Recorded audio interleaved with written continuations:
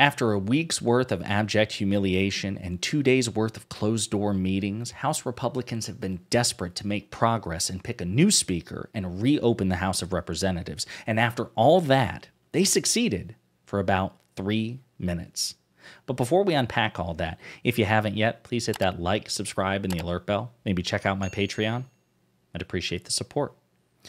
All right, folks, this is hilarious, and it couldn't possibly happen to a more deserving group of people. As you know, House Republicans have been in disarray for months, and it culminated with them ejecting Kevin McCarthy, the former Speaker of the House. But now the House of Representatives is in recess. It's officially closed because you can't proceed, literally, you can't constitutionally proceed in the House in anything without a new speaker, because it's not just a ceremonial role. It's the chief administrative officer of the House. So in order to conduct business, you need a new speaker. Republicans have been desperate to find one. Donald Trump openly endorsed Jim Jordan. Steve Scalise, which was Kevin McCarthy's former second-in-command, he also threw his hat in the ring. And after 2 days' worth of closed-door sessions, Scalise prevailed. More people voted to make Scalise, the nominee or the designate, to be the nominee once the full House reconvened. So I want to play a couple of clips here, and this is hilarious. We're going to start with some comments from Steve Scalise himself, and I want you to make extra careful note of the word choice that Steve Scalise uses repeatedly.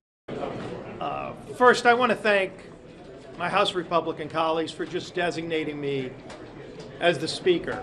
Obviously, we still have work to do. We're going to have to go upstairs on the House floor and resolve this and then get the House opened again.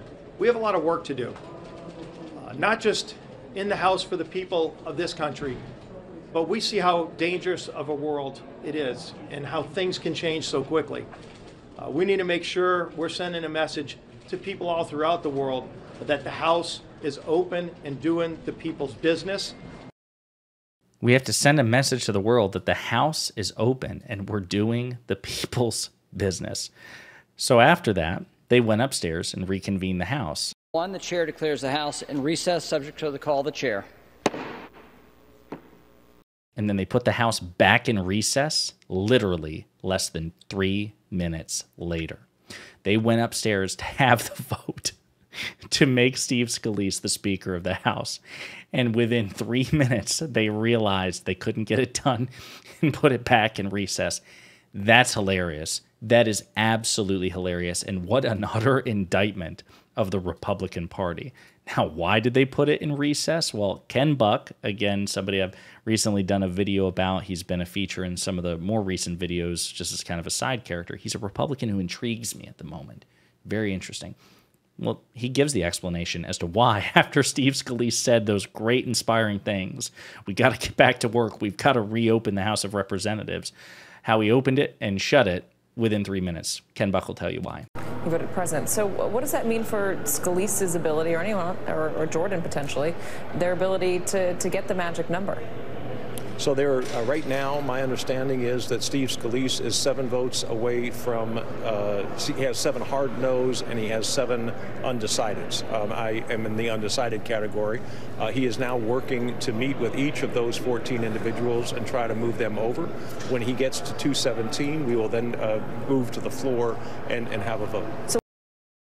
So this guy is probably not going to do well if he counted his chickens before they hatched, as the expression states. I mean, he didn't know for sure that he had the votes before he said to the world that we're going to do the people's business. There's so much work to be done, so much business. We're going to be open for business. And then he goes into the business, takes it from closed to open, realizes that he can't do it, and flips it back to close real quick and hopes that nobody notices.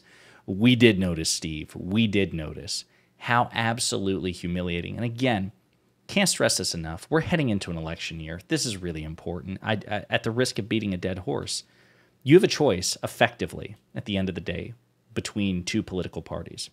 Legally, it's more complicated than that. You can vote Libertarian, you can vote Green Party, you can vote whatever. But at the end of the day, you're talking about 2 major parties in this duopoly. And I understand, certainly from people on the right don't like the Democratic Party, but there are people on the left fed up with the Democratic Party, and I get it. The only reason that I am such a cheerleader for the Democratic Party as much as I can in good faith is because I recognize that they are the closest viable proxy to the progressive left in the United States political system. They're a means to an end. They're the best available option. A friend of mine once compared political parties to public transit. He's like, even if the bus won't get you to the final destination, if you have a choice between a bus which is at least going in that direction versus a bus that's going in the opposite direction, which bus are you going to take, or are you just going to try to walk? Well, you should at least take the bus. At the very least, the most prudent, practical thing to do is get on the bus that takes you the closest to your end destination. And of all the viable political parties, the Democratic Party is the only one to do that. So when I think of 2024, I think to myself, okay, I have my issues with various Democrats on a variety of issues. But if I have to choose between getting President Biden reelected or voting for President Biden to be reelected and every Democrat I possibly can versus this right here, this has never and would never have happened to Nancy Pelosi. Democrats are simply literally in a completely different league.